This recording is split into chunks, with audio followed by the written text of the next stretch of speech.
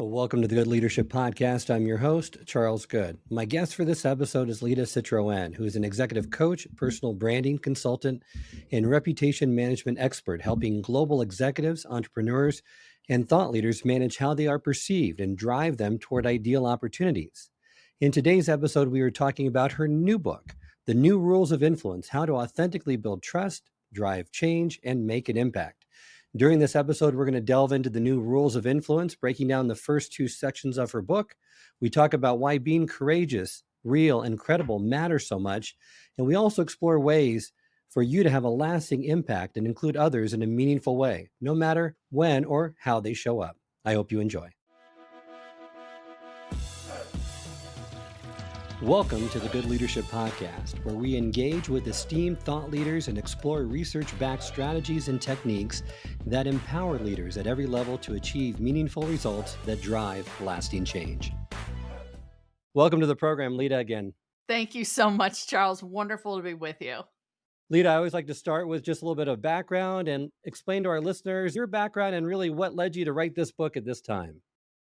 Well, my background is I spent 20 years in the corporate arena, doing all the traditional steps that most of us do, climbing the corporate ladder, trying to break that glass ceiling and all that stuff.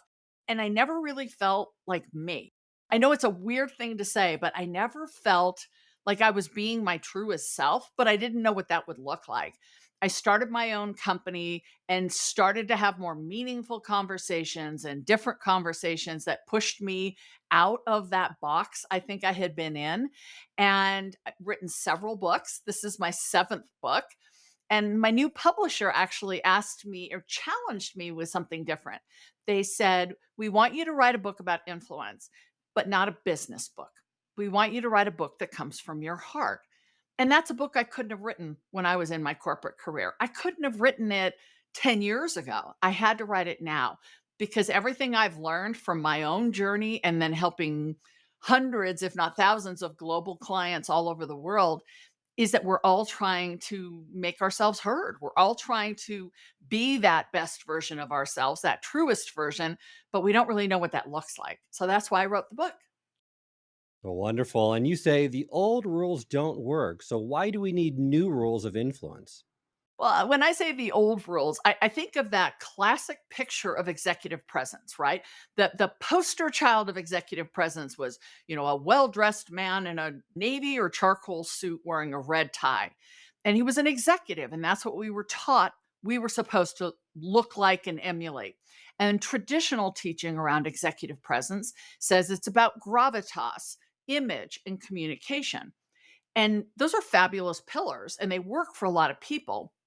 Gravitas is this amorphous thing that sometimes it's like we know it when we see it, but we don't know how to teach it. So that's fun. Image is looking a certain way, dressing a certain way, carrying yourself a certain way. And then your communication is having these sort of scripted narratives, if you will, that are on point, that have the right sound bites. And honestly, it just didn't work for most of us. So I think there's room for traditional executive presence teaching. But I think for the rest of us who maybe don't want to wear a suit, don't want to be an executive, don't want to look like that, we needed a place to fit in. And that's where new rules came from. It came from a call. I don't know if it was the pandemic or before the pandemic, a call for realness and authenticity and inclusivity and diversity and all these things that we hear about, but how do they translate into executive presence? And can I have executive presence? Can I be influential if I don't have the title, the rank, or the authority? So I kind of deconstruct the idea of executive presence for those of us who just didn't fit the model. And we're struggling all those years trying to figure out where's our place to have our voice heard. Well, and you list 10 rules, and I could think of, 20, 50 rules. So Me too. why did you select 10 for this influence recipe? They were the 10 that, in my experience, have worked and are consumable. And baked into those 10 are other ideas, other rules, if you want to call them. For instance, integrity comes very close with being credible. But let's face it, we can remember 10 if we really focus on it, but we can't remember 50. And I wanted to give people a start to creating their own journey in a way that was easy to understand, not overly complicated. And I like how you state in the book too that as you move through the book and through these rules, remember that authority, rank, and role do not equal influence. Technical competence, good intentions, and hard work do not create influence. And you cannot mandate or manipulate or cajole others to feel, follow, or forgive you for what you bring. Yeah, I mean, let's face it, there are a lot of senior executives and senior thought leaders who believe that because people follow what they recommend or what they mandate, that they have influence.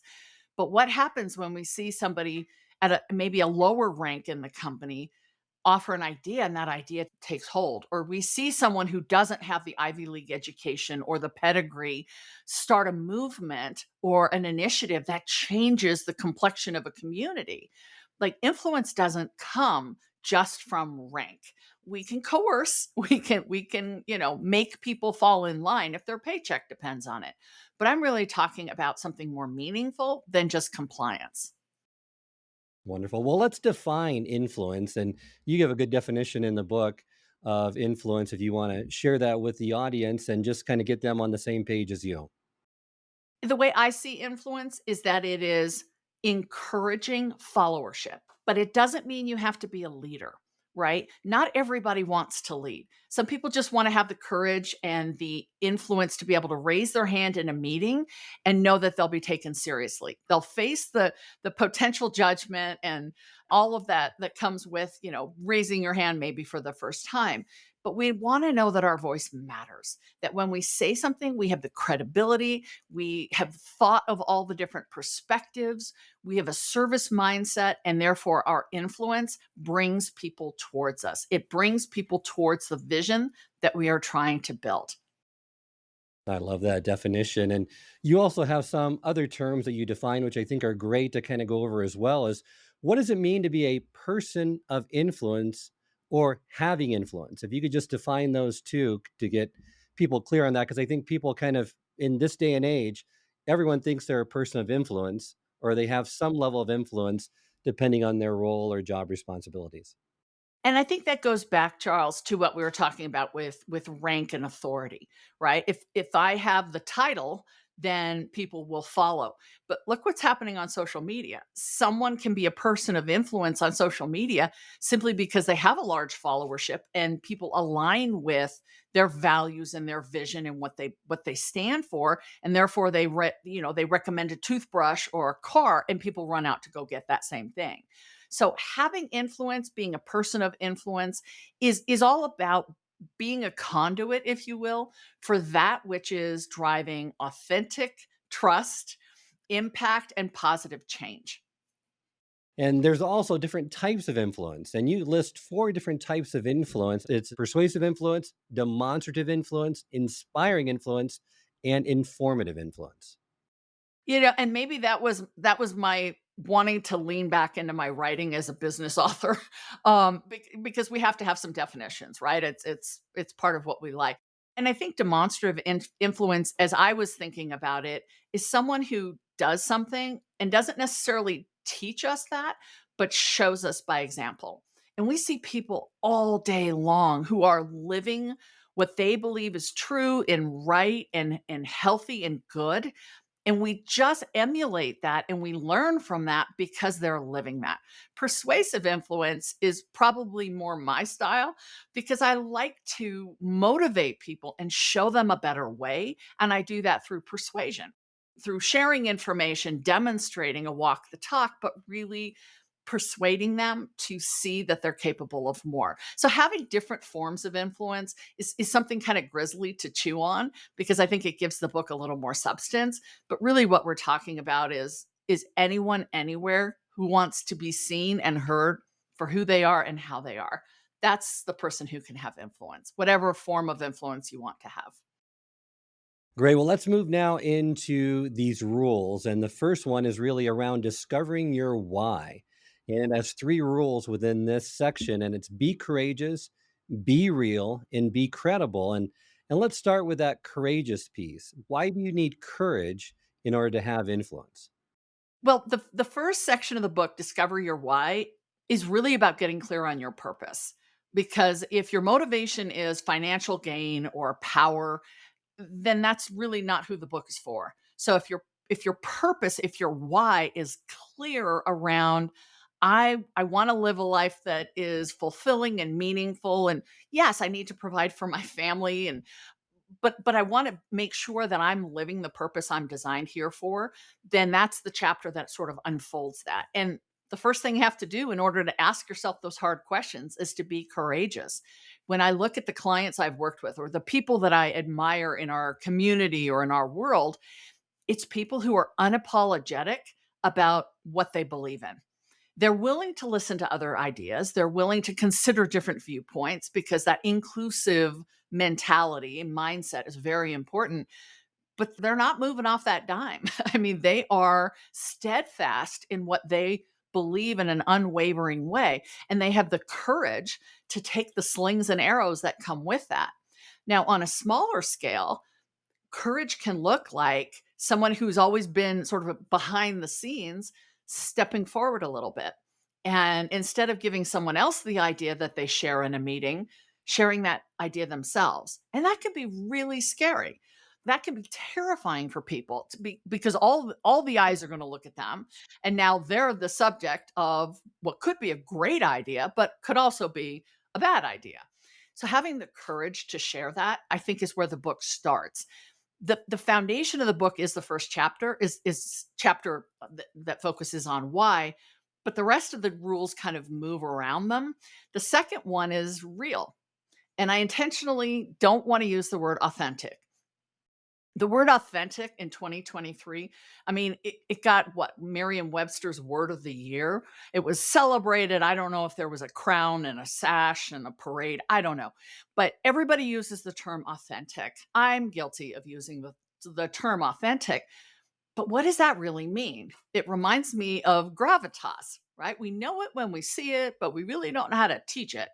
So I went with the word real because I think it's one thing to say, Charles, I'm going to be real with you here. Or, get real. Let's get real. We know we kind of intuitively, culturally know what that means and what it looks like. And it's taking off all the fluff, right? Removing the smoke and mirrors and showing the soft underbelly of who we are in a vulnerable way. And also terrifying, but if you've done the first rule and you have courage, you're going to be a little more comfortable with it. And then on top of that comes credibility, which is articulating your values and walking the talk. Values plus action equals credibility. If you tell me what you stand for, what are your core principles, your core moral values, and then how do you live that way? The more I see evidence of that, the more I give you credibility. So if you're courageous and you're willing to take this journey, if you are open to being real and asking yourself the hard questions, I ask a lot of hard questions in that book. So you got to be ready for that. And then you can establish credibility. Now you're on the path to starting to build influence. Wonderful.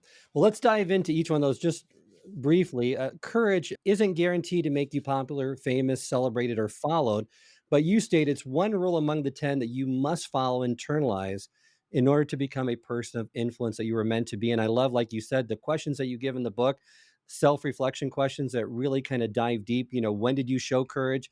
Are you able to identify times in the past where you demonstrated it? Because I think playing off of that really helps people to say, well, I'm not a very courageous person.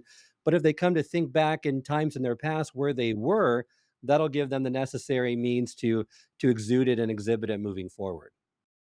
Yeah, we all have moments of courage, and they may be huge moments of courage or small but meaningful moments of courage. And being able to have those close by and reflect on those and say, okay, maybe I'm not doing anything as big as when I had to, leave that marriage or quit that great job or something that really took a lot of courage. But I know how to be courageous. And the things I learned afterwards are what make me who I am. Then we can sort of use that as momentum. It is scary. It's scary for me. Writing this book was a step outside of my comfort zone. And there were many times I wanted to default to what felt safe. citing all this research and putting all of other people's opinions in the book. But I was challenged to speak from my heart. And in order to have other people learn from that, I had to do it myself. And it is scary. But we also know that if we're doing it for the right reasons, then it's the right thing to do. And we don't want to be courageous recklessly. We don't want to just post an opinion on social media just for the shock value under the guise of being brave or courageous. But it's thoughtful courage. And courage isn't the absence of fear, it's just using that fear, understanding it, and going forward despite the fear. I agree. And during that second rule too, I love how you didn't use authenticity, you used realness because it's a little bit more tangible. But explain to me the difference between realness and transparency, because I hear that a lot, where if I'm being real, I'm just being transparent, and they're really not the same thing, are they? They're really not, and I'm fully on record as not a fan of transparency. I think it's dangerous, and I don't think it's necessary. Now, let me qualify that. If you're proposing an idea to your boss and you wanna show that you need extra funding for a project, for instance, you're gonna need to show transparent reasoning because otherwise it's not gonna make sense.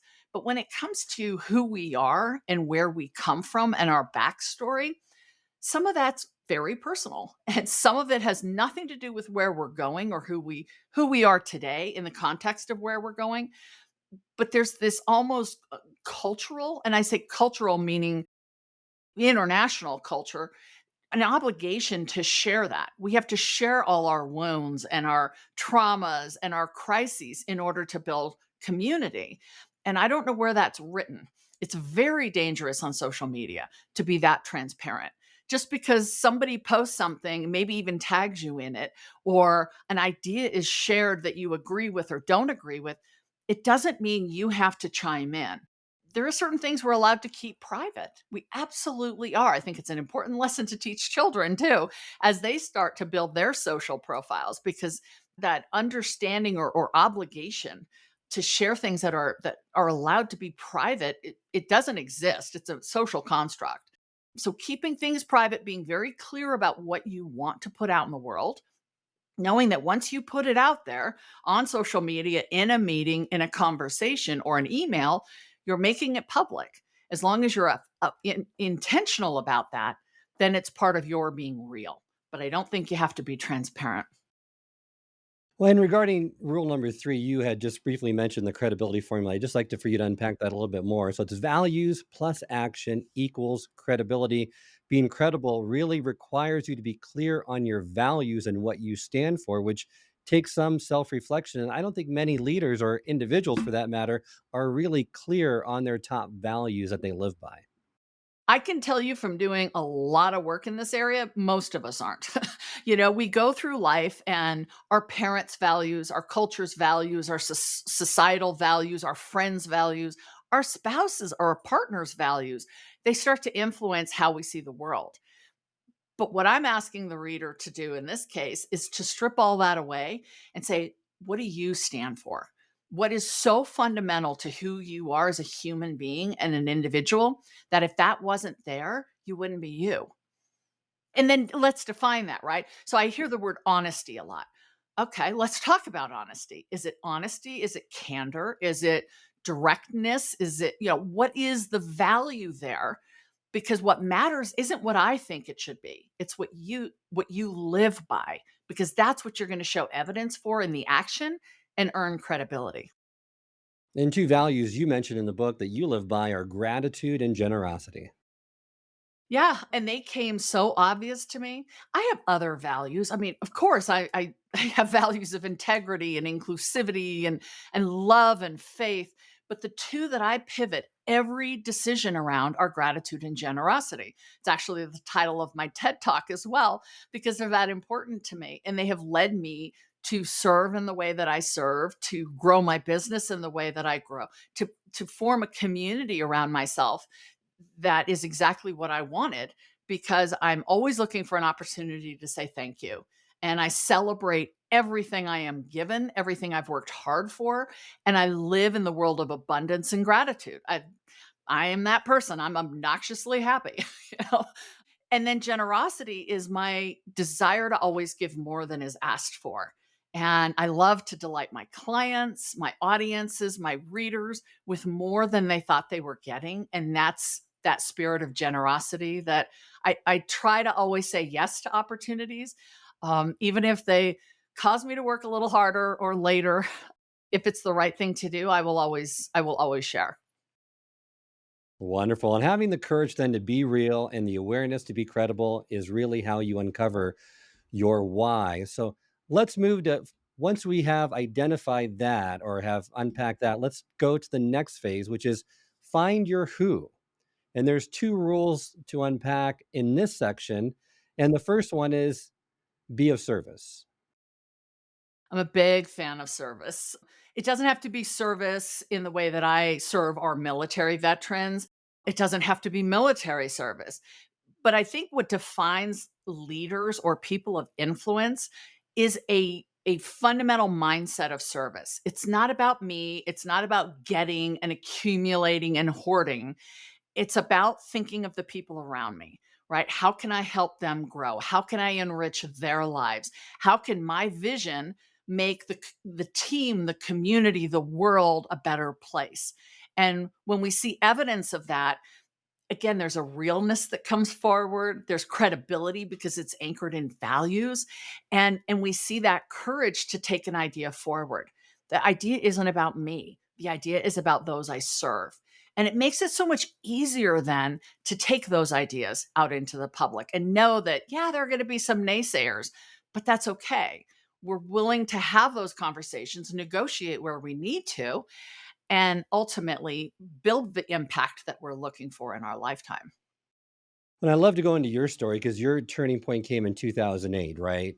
When everything was collapsing amidst all the turmoil and stress, two kids going off to college, you had done something you had never done before. You took a step back after being laid off from a high profile job and wrote a job description for what you'd love to do. The Yeah, problem how was the about job that? didn't exist, right?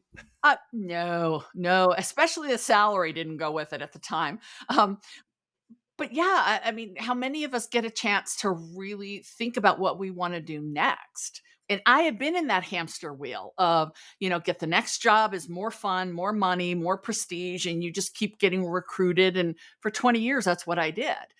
And this was really the first time I stopped and said, "But what does this all mean? Like, what does the past mean? And then what am I looking for in the future? What is my story?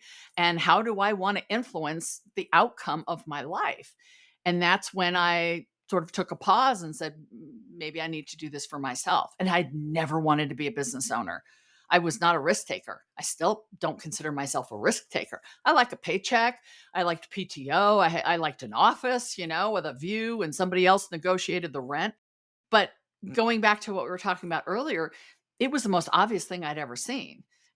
To have a business with my name on it that I could go out and serve and lead and create in the way that I wanted, putting all the risk of my family and my career on the line, it didn't feel scary at all. It felt like the most obvious thing I'd ever seen. Looking back, I should have been more scared because the world was a scary place in 2008, but I wasn't scared. The courage just gave me a calm to go forward and do what I was supposed to do. When it was in November 2009 that you found your who at a Denver Broncos football game, you learned of the challenges faced by many US veterans leaving military service. Yeah, and I knew in 2008 when I started my company that I always wanted to have a piece sort of carved out for some type of philanthropic service because I'd always done that as part of my corporate jobs and I loved that. So I just held space for it. I didn't know who I was going to serve or how or where. But then you're right, at that Denver Broncos football game, it wasn't a pretty game, but it was meaningful for me because at halftime they brought some service members on stage to talk about transition, and it happened to be the week of Veterans Day. And what they were describing, I don't know how to sell myself, I don't know how to tell my story, I don't know how to figure out what to do after the military. Well, that's exactly what I had built a company for. And I decided I wanted to find a way to help, having absolutely no connection or knowledge about the military. Again, I wish she'd been a little more scared than she was, but it just seemed obvious that I had to find a way.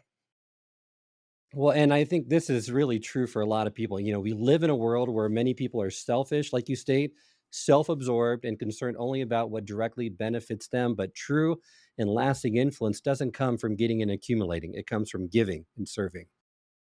And I know it sounds corny. It sounds, like one of those greeting cards, but when you give, you get so much more back. And I have given thousands of hours to coaching and mentoring military service members, veterans, and military spouses. Have spoken at conferences and events and funded my own way there, which was really fun as a brand new entrepreneur. But I did all that not because I wanted something, but because I was a grateful American. I still am, who found a way to say thank you for your service. And I think where we forget is what you get in return. So while I didn't get money, the love and the support and the pride that I get knowing that I made this much of a difference in the life of someone who raised their hand and fought for my freedom, like that's immeasurable. No dollar amount can give me what that feeling gives me. So I'm not saying we want to go hungry, and I'm grateful that my business actually afforded me the opportunity to carve that piece out. Well, once you identify your people, the ones that you're going to serve with passion, trust, and authenticity, make sure you're well versed on what they care about because you have a great insight here. Just because you see a need doesn't mean you're the right person to solve that need. We see a lot of that in companies when leadership tries to take a position on an issue or community that they don't come from or have adequate knowledge of. Under the DE&I umbrella, under various, political conversations, we see that as a mistake, and it's really an opportunity. I didn't come from the military, but I learned everything I could. I embedded myself in that community so that I could understand the nuances and speak to the issues and the opportunities in an intelligent way. I didn't just start talking about the military on TV and podcasts and not know what I was talking about. That would be doing such a disservice to the community I was standing up for. So I think when we see a need in a market or a community or a team that we don't come from, it's just about understanding that you have to do your homework. You have to ask the right questions. You have to listen and consider and negotiate with yourself. How does that fit for me? Is my mission, is my vision still the same, or does it apply somewhere else? That's what I talk about when I mention that in the book.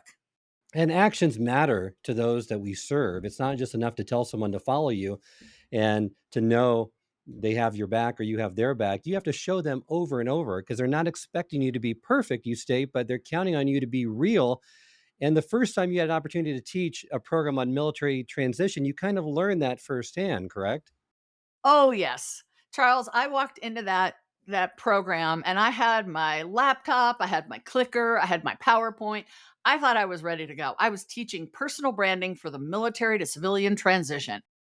And I looked around and I had, I think, 3 double amputees. The first person who met me at the door, this gentleman who's still a really good friend of mine, was missing most of his face and both of his hands from an IED explosion. And they looked at me and I looked at them and I was like, I am so out of my element here.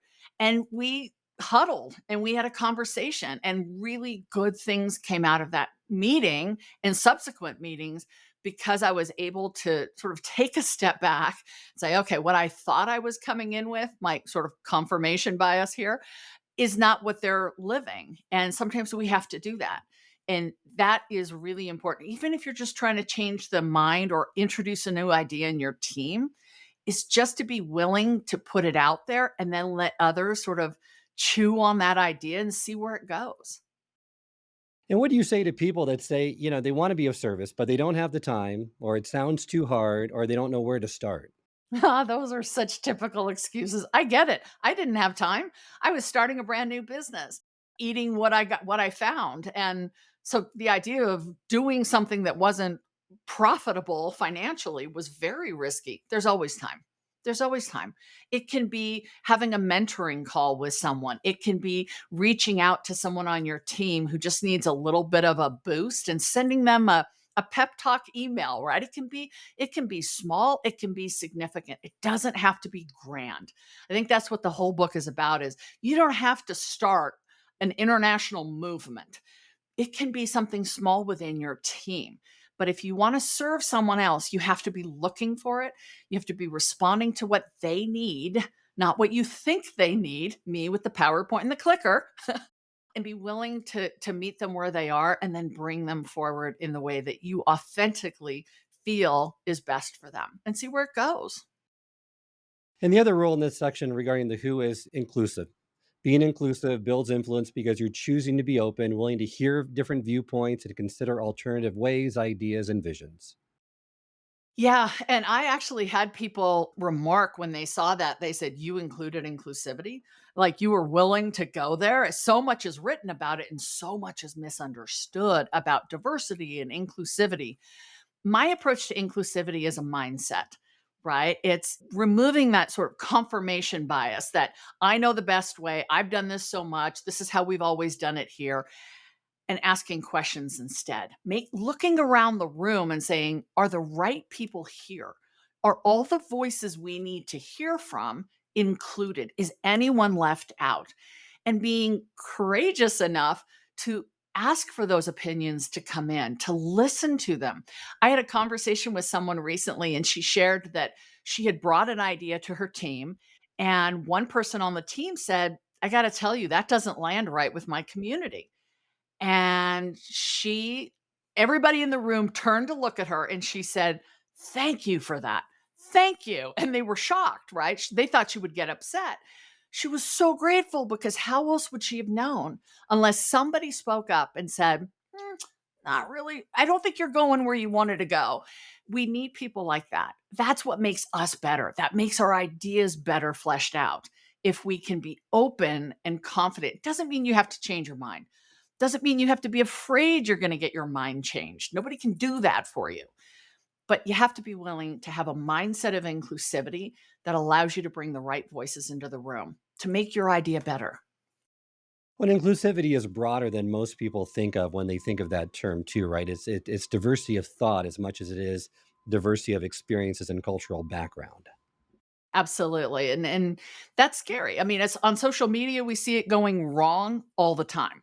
So maybe we take the social media piece out for just a second and think about how we live our lives. When we're making decisions, when we're formulating our vision and our plan, just taking a second, taking a beat and saying, are the right people included? Have I asked the right questions? Have I listened to what they said, or have I listened to what they said that confirms what I wanted them to say? That's what we're really encouraging here. I hope this episode has provided you with valuable insights. If it has, I ask you to share it with someone who would also benefit from it.